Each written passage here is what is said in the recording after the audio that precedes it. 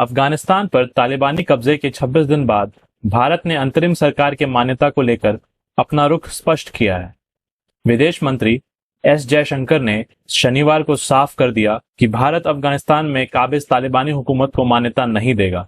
जयशंकर ने कहा, भारत तालिबान की नई सरकार को एक व्यवस्था से ज्यादा कुछ नहीं मानता है। जयशंकर ने तालिबान सरकार में सभी वर्गों की सहभागिता की कमी को चिंताजनक बताया है। इससे पहले तालिबान को मान्यता देने को लेकर भारत ने वेट एंड वॉच की बात कही थी। ऑस्ट्रेलिया के साथ शनिवार को 2+2 मीटिंग में दोनों देशों के नेताओं ने अफगानिस्तान में महिलाओं और अल्पसंख्यकों के हालात को लेकर चिंता जताई है। मीटिंग में भारत की ओर से रक्षा मंत्री राजनाथ सिंह और विदेश मंत्री एस जयशंकर शामिल हुए। वहीं ऑस्ट्रेलिया की ओर से विदेश मंत्री मेरी पायने और रक्षा मंत्री पीटर ड्यूटन शामिल हुए।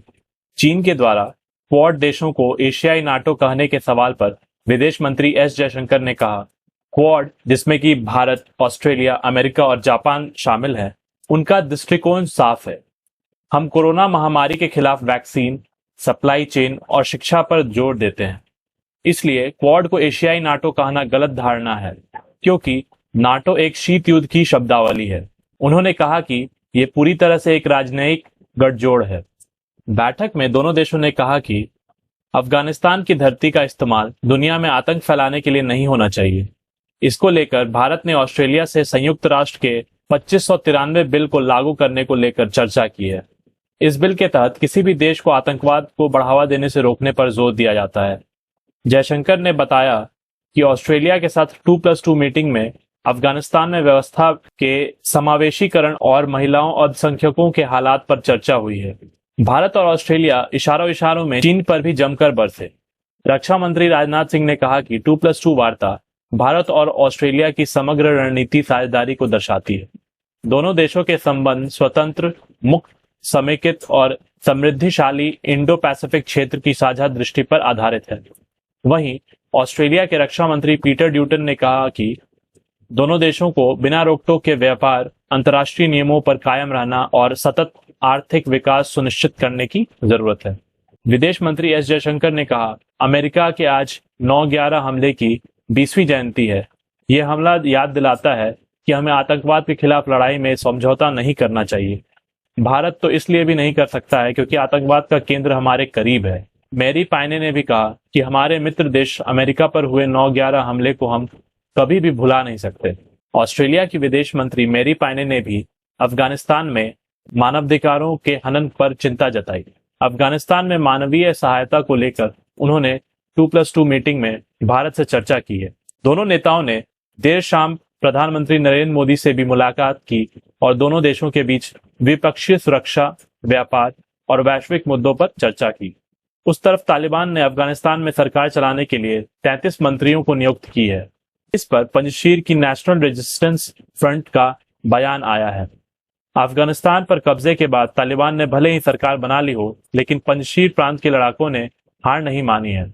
अब नेशनल रेजिस्टेंस फ्रंट ने ऐलान कर दिया है कि वह अफगानिस्तान में समानांतर सरकार चलाएगा और तालिबान की सरकार को नहीं मानेगा। बता दें कि पंजशीर अफगानिस्तान का इकलौता ऐसा प्रांत है जहां तालिबान पूरी तरह कब्जा नहीं कर पाया है। तालिबान ने पंजशीर के कुछ इलाकों में कब्जा जमाया था, लेकिन पंजशीर के लड़ाकों ने अभी हार नहीं मानी है और पहाड़ियों पर से तालिबानी लड़ाकों पर वे हमला कर रहे हैं। एनआरएफ ने तालिबान की केयरटेकर सरकार को एनआरएफ अवैध और अफगान के लोगों से दुश्मनी निकालने वाला बताया है। बता दें कि तालिबान ने 33 सदस्यों वाली केयरटेकर सरकार का मंगलवार शाम को ऐलान किया था। मुल्ला हसन अखुंद को सरकार का प्रमुख बनाया गया है। एनआरएफ ने अपने बयान में तालिबान को अफगान के साथ साथ पूरी दुनिया के लिए खतरा बताया है। इससे पहले नॉर्दर्न अलायंस ने संयुक्त राष्ट्र मानवाधिकार परिषद, EU, सार्क, OIC आदि संस्थाओं से अपील की थी कि वे लोग तालिबान को किसी भी तरह का सहयोग ना दें। अफगान सरकार में मंत्री रहे सलाउद्दीन रब्बानी ने भी तालिबान द्वारा गठित सरकार की निंदा की थी। उन्होंने दावा किया था कि यह सरकार ज्यादा दिनों तक नहीं चलेगी। अमेरिकी राष्ट्रपति कार्यालय व्हाइट हाउस ने कहा है कि अमेरिका अफगानिस्तान में नई अंतरिम सरकार को मान्यता देने की हड़बड़ी में नहीं है और वह अपने नागरिकों को संकटग्रस्त देश से निकालने के लिए तालिबान से बातचीत कर रहा है। व्हाइट हाउस की प्रेस सचिव जैन साकी ने दैनिक संवाददाता सम्मेलन में कहा, इस प्रशासन से कोई नहीं, न तो राष्ट्रपति और न ही राष्ट्रीय सुरक्षा दल से कोई यह मानेगा कि तालिबान वैश्विक समुदाय का सम्मानित एवं महत्वपूर्ण सदस्य है। उन्होंने किसी भी तरह से अपनी साख ऐसी नहीं बनाई है और न ही हमने ऐसा कभी कहा है। यह कार्यवाहक मंत्रिमंडल है जिसमें जेल भेजे जा चुके 4 तालिबान लड़ाके भी शामिल हैं। साकी ने कहा, लेकिन उनसे बातचीत करना, ऐसे में जब उनका नया कार्यवाहक मंत्री हक्कानी नेटवर्क का एक आतंकवादी है, वह बम विस्फोट के उस मामले में वांछित है जिसमें एक अमेरिकी समेत 6 लोग मारे गए थे। समझा जाता है कि वह अमेरिकी सैनिकों के खिलाफ सीमा पार से होने वाले हमलों में शामिल रहा है। उस पर $1 करोड़ का इनाम है, तो हम बातचीत क्यों कर रहे हैं? तालिबान की कट्टरपंथी अंतरिम सरकार में विशेष रूप से नामित वैश्विक आतंकवादी सिराजुद्दीन हक्कानी अंतरिम मंत्री के तौर पर शामिल है। व्हाइट हाउस की प्रेस सचिव ने कहा, क्या हमें उन लोगों से बातचीत नहीं करनी चाहिए जिनका अफगानिस्तान पर नियंत्रण है और हमारे बचे हुए अमेरिकी नागरिकों को निकालने के लिए कुछ न करें? उन्होंने दोहराया कि अंतर्राष्ट्रीय समुदाय देख रहा है। साकी ने कहा, अमेरिका देख रहा है कि वे वहां से निकलने के इच्छुक लोगों को देश से निकलने दे रहा है या नहीं। वे महिलाओं के साथ कैसे पेश आ रहा है, वह कैसा बर्ताव और काम कर रहे हैं, और इसलिए हम मान्यता देने को लेकर हड़बड़ी में नहीं है।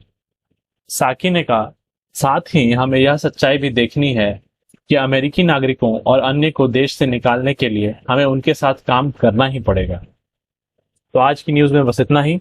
अगर आपको ये वीडियो पसंद आया हो तो प्लीज़ इसे लाइक कर दें और हमारे चैनल को सब्सक्राइब करें। तो मिलते हैं कल कुछ और नई और रोचक खबरों के साथ। धन्यवाद।